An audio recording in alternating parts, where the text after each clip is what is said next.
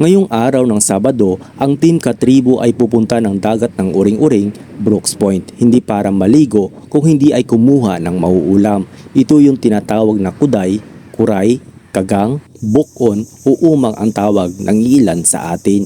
Ito yung parang alimango na naninirahan sa pangpang ng bukana. Umaga pa lang ay bumiyahe na kami dahil medyo may kalayuan pa ang aming lalakarin at para hindi gaanong mainit. Kailangan naming suungin o pasukin itong gubat dahil dito kalimitan naninirahan ang mga kuday. Dalawa ang paraan namin ng paghuhuli nitong kuday dahil medyo malalim ang tubig ngayon sa dagat kaya mas mahihirapan kami sa pagkuha ng kuday dahil kapag malalim ang tubig mas pumapailalim sila sa butas. Dahil mas sanay ako sa buhos ng putik na may tubig ay ito yung aking gagawin. Sa pagbubuhos kailangan malapot ang tubig para mas mabilis mapuno ang butas. Medyo may amoy lang ang putik dito sa bukana kaya kung mahina-hina ang sikmura mo ay hindi ka pwede dito. Minsan nga yung pang-amoy namin ay parang amoy minudo, apritada at kalderita na. Ganun naka-immune yung aming mga sikmura pagdating sa amoy ng putik. Sa unang buhos ay hindi pa ito napuno kaya binuhusan ko ulit.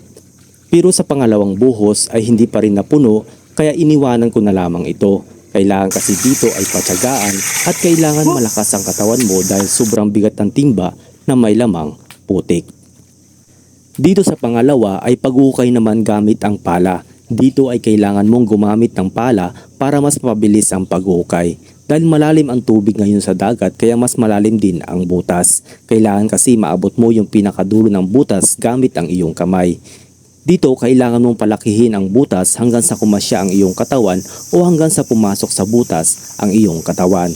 Dito kaya ko naman magukay, yun nga lang medyo nakakaramdam ako ng takot kasi di natin alam kung ano yung naman ng butas dahil madilim at kakapay lang natin ito.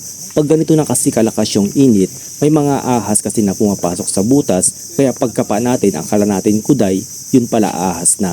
Kaya yun yung isa sa pinakatakutan ko, yung paghukay at pagkakapa nitong butas. Nangyari na kasi andito sa amin dati, akala namin kuday pero kada pasok ng kamay sa butas parang may bumubuga, yun pala ahas.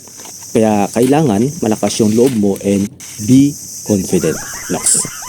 Makalipas nga ng ilang minutong paghukay at pagkakapa, nakuha na rin namin mga katribo yung aming inaasam na kuday.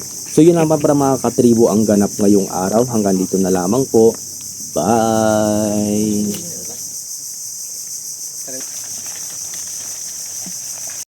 Aray mo, kakat.